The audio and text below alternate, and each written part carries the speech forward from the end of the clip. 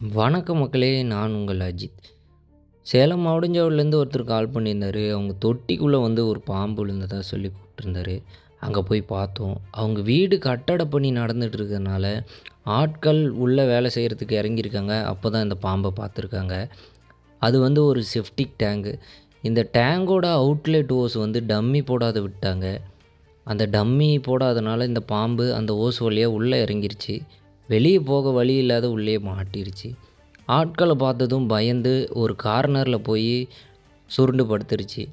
நானும் அவங்ககிட்ட சொன்னது என்னன்னா, "உள்ள இறங்கி தான் புடிச்சாகணும்" அப்படின்னு சொன்னேன். அதுக்கப்புறம் ஏணி போட்டு உள்ள இறங்கி அந்த பாம்ப ரெஸ்க்யூ பண்ணோம். உள்ள இருந்தது ஒரு ஸ்பெக்டிகல் கோப்ரா, அதாவது நாகப்பாம்பு.